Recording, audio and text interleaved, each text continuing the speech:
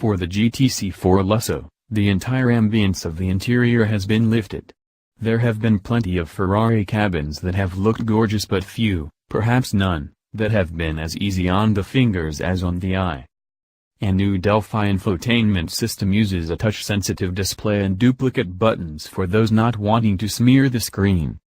The man from Ferrari advised taking some time to learn its ways first, which in this business is usually code for spend the rest of your life and you'll still not figure it out, but I found it instantly intuitive to use.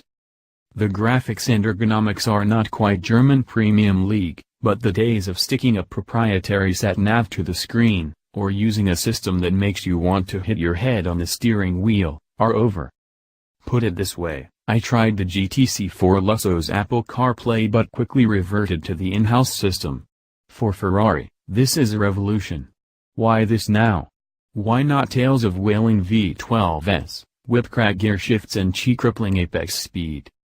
Well, we'll get to that shortly, but my first interest in this car, as Ferrari's most luxurious product to date, is how well it lives up to a name first given to a knee-tremblingly beautiful, although dynamically unremarkable, 1963 Ferrari 250 GT.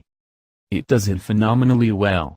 It appears not to matter that the V12 up front squeezes 681 bhp from its 6.3-liter capacity when at a steady motorway speed it is almost inaudible. Tire and window noise are equally and admirably muted. This Ferrari has double glazing, for goodness sake. The Lusso has that engine. What's so clever is the way the engine's character can be turned on or off by a nudge of the foot. My judgment is that in a more sporting Ferrari such an F12, you always want some form of audible accompaniment from under the bonnet, even when cruising, just to perpetuate the sense of occasion. In the GTC4 Lusso you want silence, then majesty on command, which is exactly what it provides. For sheer oral class there is nothing on sale that beats this motor. An Aston V12 Vantage is probably even more exciting to listen to, a Mercedes twin-turbo V8 more laden with promise, but the sound of this Ferrari is to me the sound of the supercar in its purest form. In its richly layered yet diamond-sharp voice lie the echoes of the GTO and Daytona. That it also bowls almost 2 tons of aluminium, leather, oil, water and carbon fiber up the road at a fairly ridiculous rate should be taken as a given. So I wish I liked more the way the Lusso handles.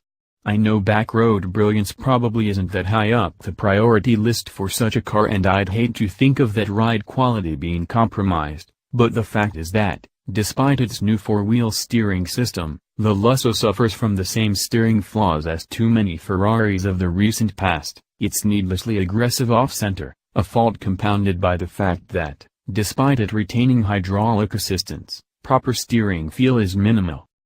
In a car with the wheelbase and width of the GTC4 Lusso it matters even more because it makes the car hard to place when driven reasonably rapidly, even on quick A-roads if they're at all winding.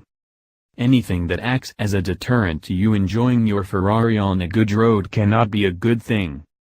I also found the brakes a little over-assisted and was annoyed to discover that if you gave the left-hand pedal a decent stab to shed some speed, the car thinks you're about to crash and starts noisily flashing the hazard lights to alert you and other drivers.